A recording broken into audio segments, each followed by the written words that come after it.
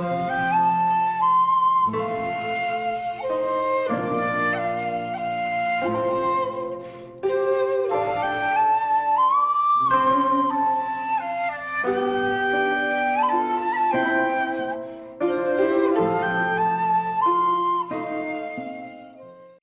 there, this is Solitary Ronin from Solitary Ronin Films, and welcome to our random review.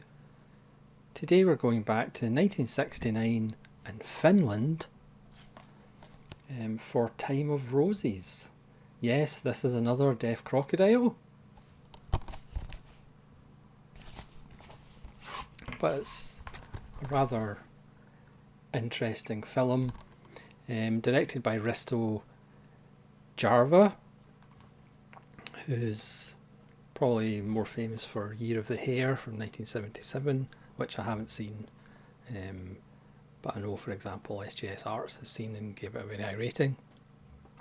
Sadly, Jarva died age 43 in a car accident round about the time of the premiere of Year of the Hare, which is a bit depressing. So this is a science fiction film made in 1969, and it's set in the future in the year 2012.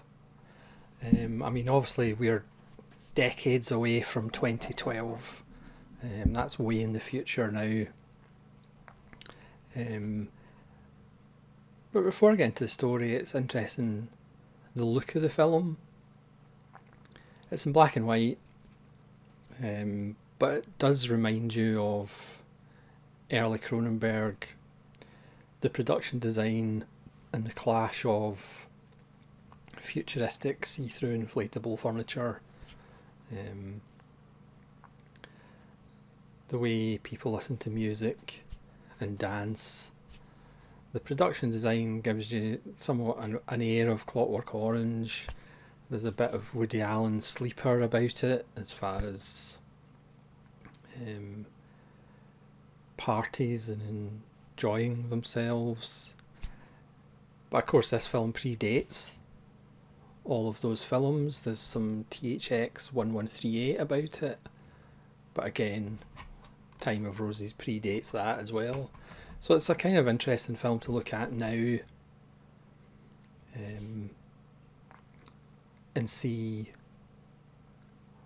what it might have actually influenced, because all these things, as I say, came after it. It was kind of,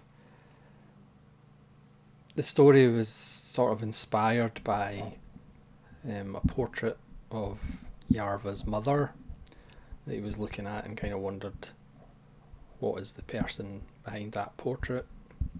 And then the crazy year of 1968, Martin Luther King being assassinated, lots of insane things with civil rights and the student movement, and obviously Kennedy had been, the Cuban Missile Crisis had been, so it was a very unsettled time, particularly in the West, and this film kind of feeds into that. So it's essentially about,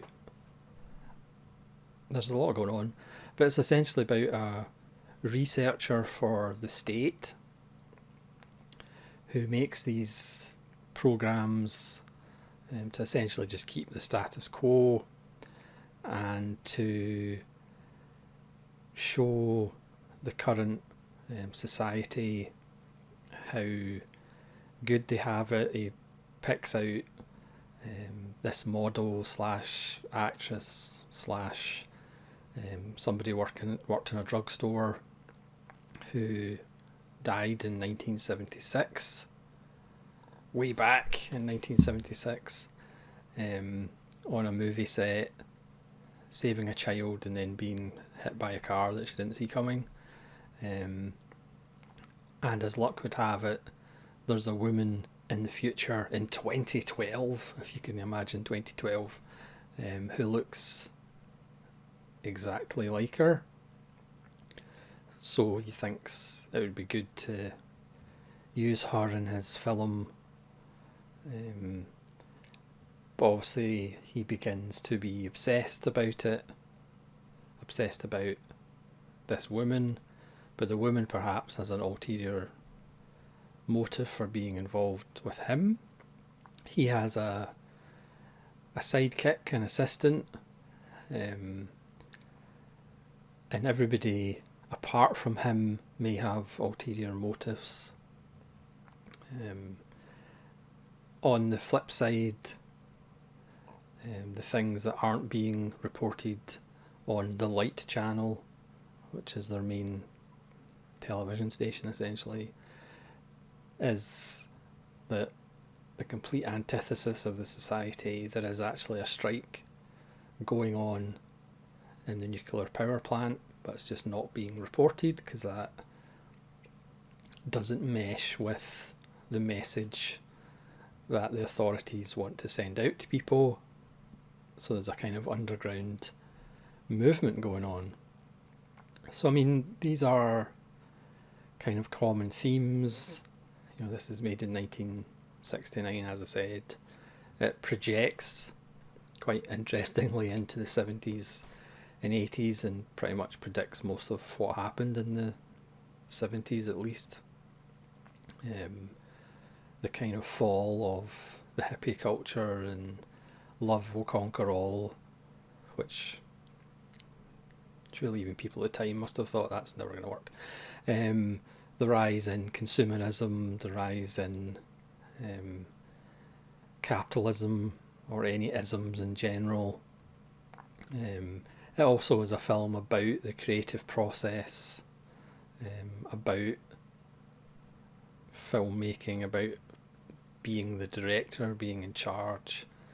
Because obviously instead of a car crash, he wants to go full Buster Keaton and involve a train. And there's some wonderful lines near the end of the film, including a line when he gets out of the helicopter after shooting the train sequence, which kind of shows you where his priorities lie.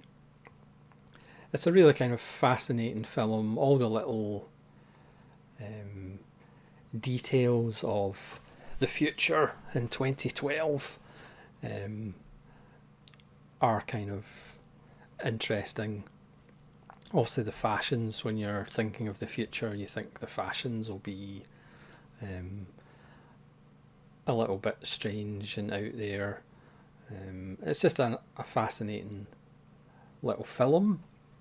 I would say, is it an essential crocodile? Perhaps not, but it's certainly a fascinating crocodile. And as I say, it's actually pretty relevant as far as mainstream media only reporting certain things, only telling people certain things, and obviously the stuff they don't want you to know, you're not going to know unless you go digging yourself. Again, the researcher slash director is kind of, you know, why would you want to know the truth about things? You know, you get everything you need, and it is a very kind of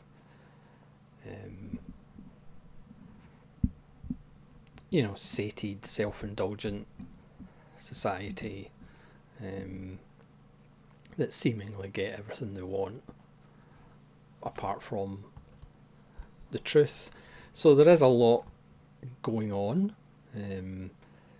but it is still coherent, and it does have, as I say, lots of wonderful little details.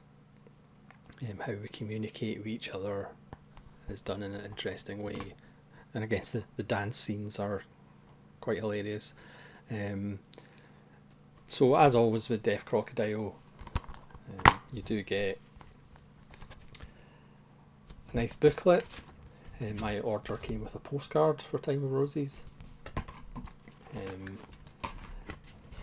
The booklet is one of the kind of lighter booklets. It's just some extracts from Yarva's writing on Time of Roses and just a small overview of the film. But you do get 2 of his short films. You get Frozen Foods from 1969, which is 15 minutes, which is a satirical look at the invention of frozen food. And Computers Serve from 1968, which is 14 minutes, which strangely enough is about this new thing called computers. There's a commentary by film critic, producer and programmer Olaf Muller. Again, there's an essay in the booklet, and there's a Finnish television programme, Risto Yarva, My Colleague, from 1984, which is 59 minutes long, which has clips and footage from his other films and some of his colleagues talking about him. Again, sadly another person who died way too young in a car accident at the age of 43. I will have to try and pick up Year of the Hare, even though I was looking on eBay and it's about 40 quid on DVD, but who knows, maybe Deaf Crocodile will do us a solid and release that as well. But Time of Roses, certainly a fascinating little film, and again, if you like your science fiction a little bit grounded but still with enough going on and enough social commentary, you could do a lot worse than Time of Roses. So thanks very much for watching. Please let me know if you've seen Time of Roses from 1969 and what you think of it, and hopefully you'll join me again for more random reviews. This is Solitary Ronin from Solitary Ronin Films, saying farewell.